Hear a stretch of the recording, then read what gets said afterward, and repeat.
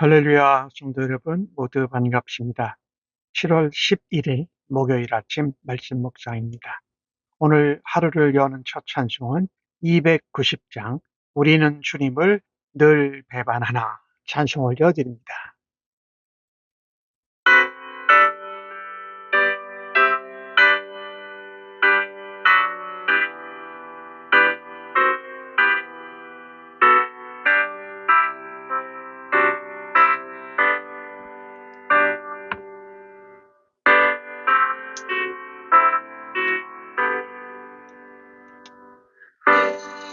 우리는 주님을 늘 배반하나 내 주 예수 여전히 날 부르사 그 참되신 사랑을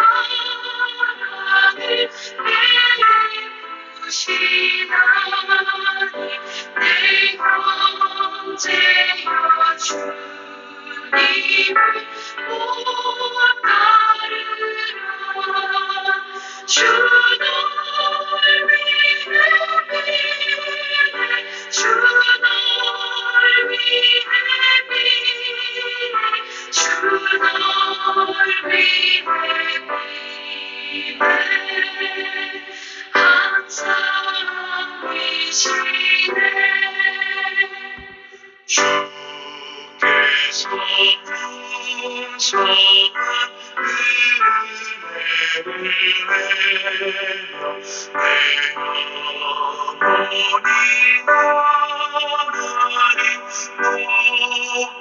높아드니 주 예수를 너희도 구주로 섬겨 못 따르면 동성한 못 받겠네 주 널 위해 비네 주 널 위해 비네 주 널 위해 비네 항상 위시네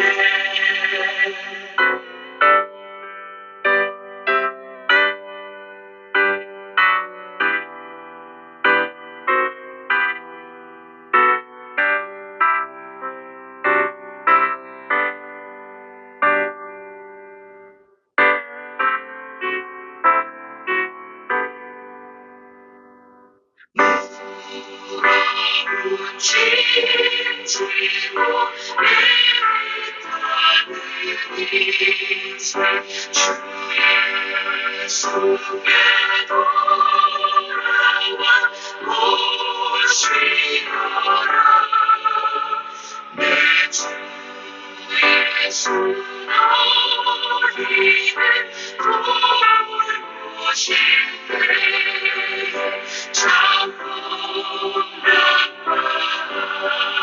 우리가 넘치겠네 주 널 위해 비네 주 널 위해 비네 주 널 위해 비네 항상 위시네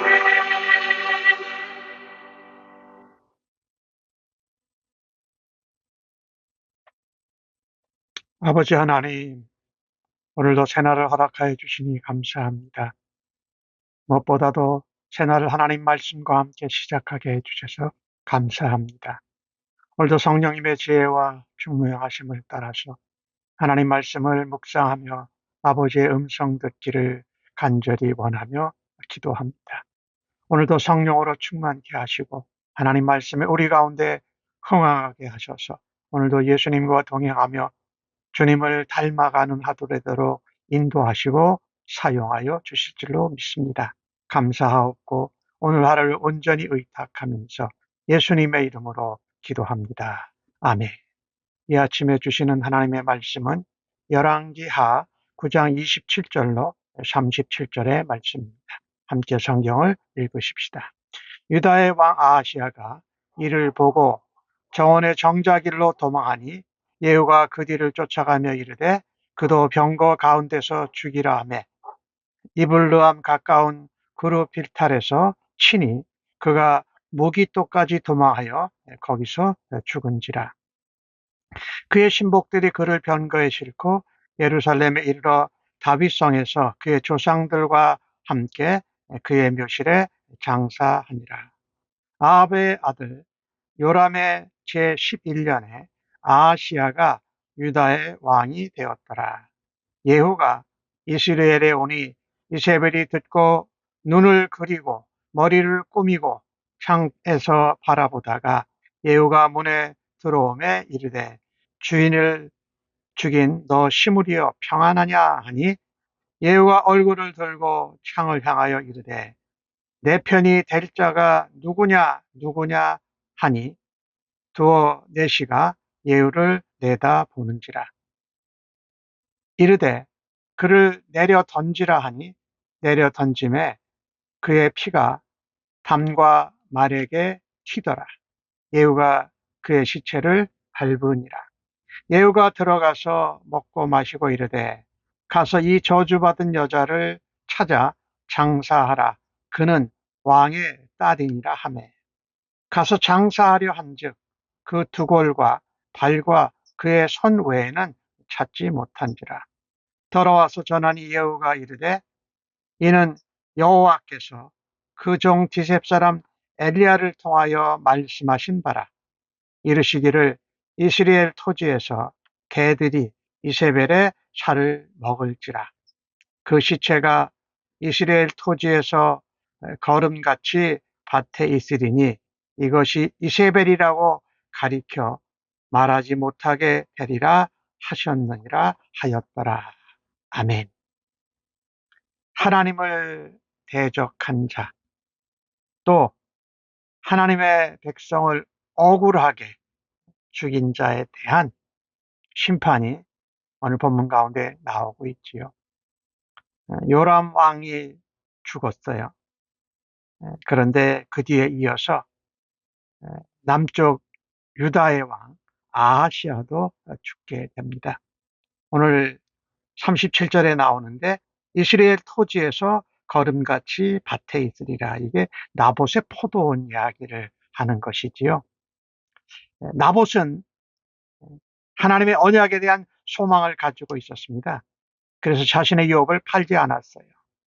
근데 그것을 갖기를 원한 것을 이세벨이 알고 나봇을 악한 계략으로 모함해서 돌로 쳐 죽였습니다. 그런데 오늘 아합도 그랬고 이세벨의 아들 요람이 그 자리, 나봇의 포도원 자리에서 화살에 맞아 죽습니다. 이 사건은 사람들이 보기에는 굉장히 우연이다라고 생각할 수 있습니다. 그러나 예후는 그렇게 생각하지 않았습니다. 오늘 말하기를 엘리야를 통하여 하신 말씀처럼 이스라엘 토지에서 개들이 이세벨의 살을 먹으리라 한 그 말처럼 이 아합도 또 요람도 그의 외손자 아합이죠. 아합의 외손자 남쪽 유다 왕국의 아하시아도 죽게 되는 것입니다. 이것을 예후는 하나님이 엘리야를 통한 예언이 말씀대로 이루어진가라고 말합니다. 예후가 북쪽 이스라엘 왕 요람을 죽인 것은 단순히 반란을 일으킨 것이 아니었습니다. 인과응보도 아니었습니다. 그것은 하나님의 준엄한 심판이었던 것입니다. 하나님은 예후를 세우셔서 아합의 가문에 속한 남자들, 거기에 관련된 사람들을 다 심판할 것을 엘리야를 통해서 말씀하셨고 엘리사의 시대에 그 예언이 하나하나 이루어지기 시작합니다. 그래서 그 예언의 내용이 그대로 이루어지도록 요람의 시체를 나봇의 포도밭에 그대로 버려두게 된 것이지. 아합의 외손자 유다와 아하시아도 죽었습니다. 하나님께서 그런데 그를 조상들과 함께 그의 묘실에 장사했다라는 것을 볼 때에 하나님은 다윗을 향한 언약과 또 다윗을 향한 하나님의 긍휼로 그 아하시아가 다윗성의 조상들과 함께 장사되는 일을 맡게 된 것이지요. 하나님이 언약에 신실하신 것입니다. 다윗에게 하신 그 언약 때문에 언약으로 인해서 아하시아에게 다윗성의 조상들과 함께 장사되도록 하셨다. 다윗 때문에. 하나님은 이토록 악하고 기만하게 의인들을 속여서 억울한 죽음을 당하게 한 그 일을 여러 시대가 지났지만 잊지 않고 심판하셨습니다. 이 부분을 보면서 우리가 마음에 꼭 담아야 할 것이 악인의 형통, 나봇과 같은 의인의 억울한 죽음 앞에서 우리는 하나님 앞에 참 답답해하고 원망하여서는 안 될 것입니다. 악인의 형통은 하나님이 반드시 심판하신다. 의인의 억울한 죽음도 나봇과 같은 사람도 하나님께서 반드시 갚아주신다라는 것을 깨닫고 우리가 하나님의 언약과 그 언약에 신실하신 하나님을 믿고 살아가야 할 것입니다. 복 있는 사람은 절대 악인의 꾀를 따르거나 죄인의 길에 서지 않지요.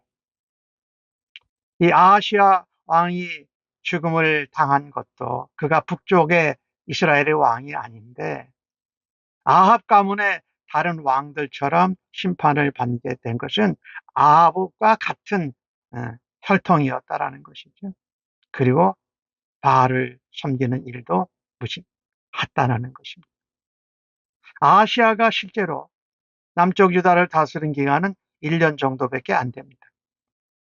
열왕기 상하에서 왕의 그 통치 기간이 짧다라는 것은 하나님이 그에게 심판하셨다라는 것을 보여주고 있는 것입니다.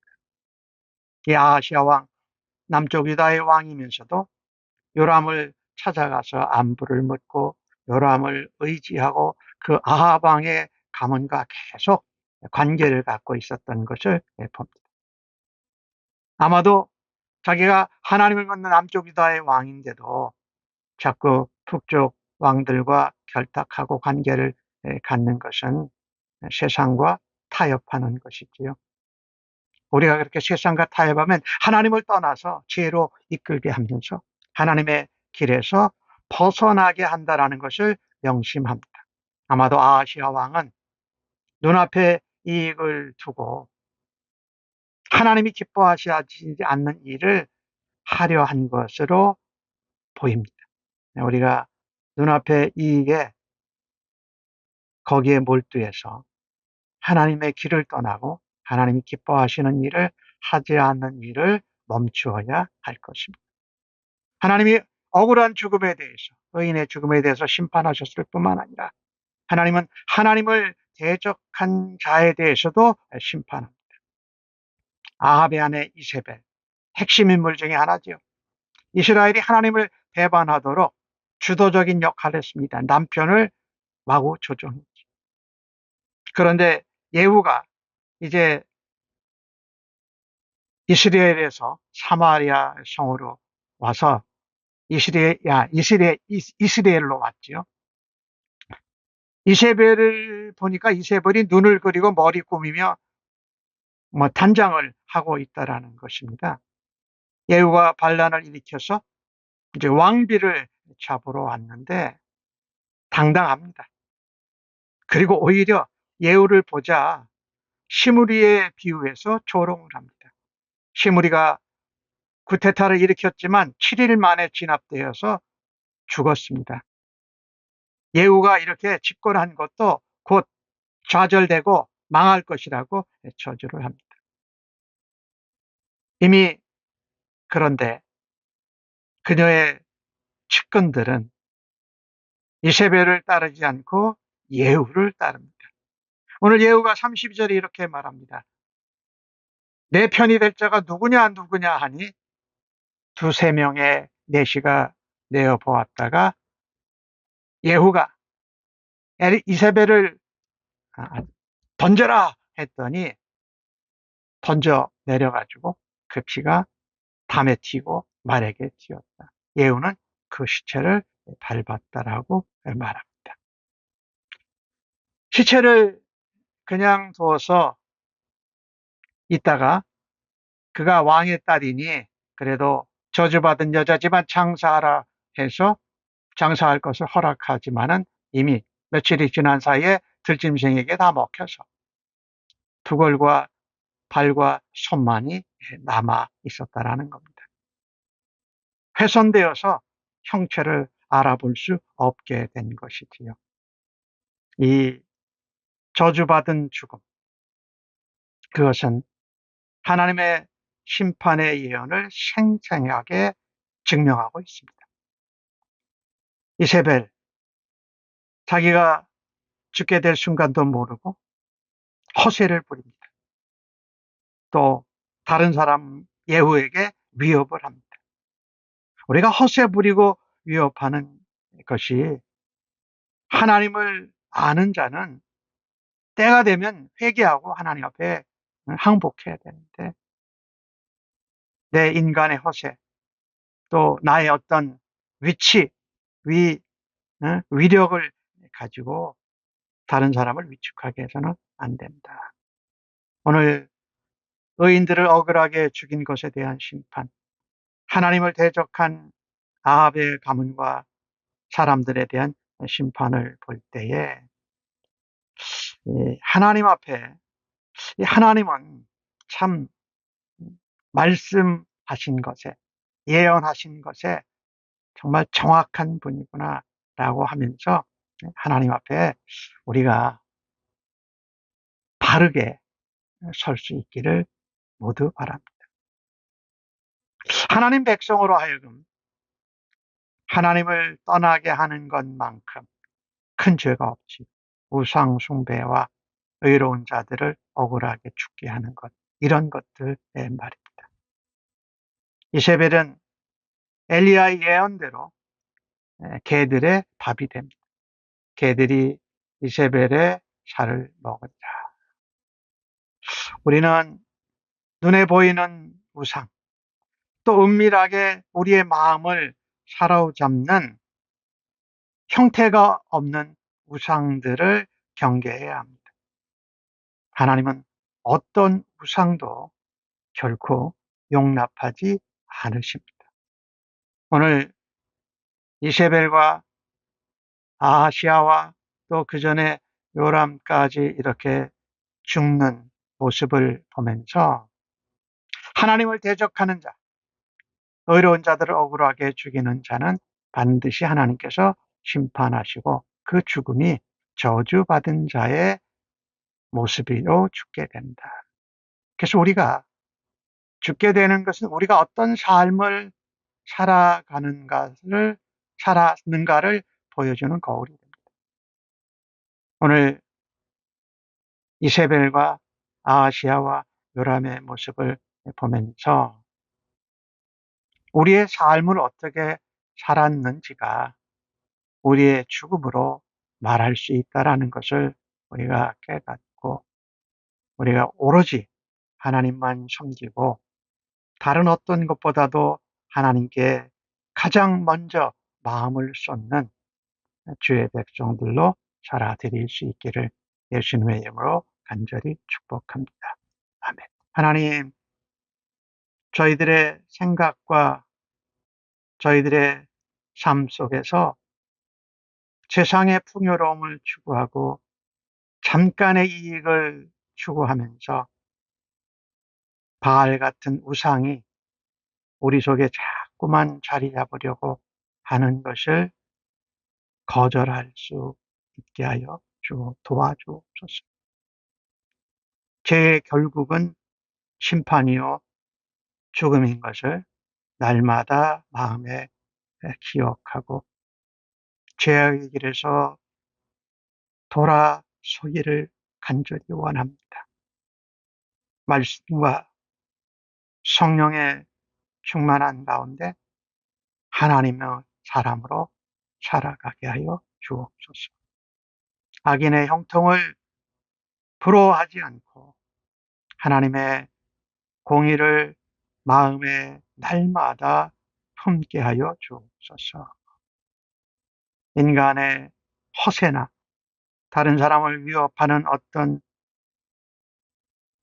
공권력에 넘어지지 아니하고 오로지 주님의 신실함을 의지하는 믿음으로 살아가게 하여 주시옵소서. 예수님의 이름으로 기도합니다. 아멘.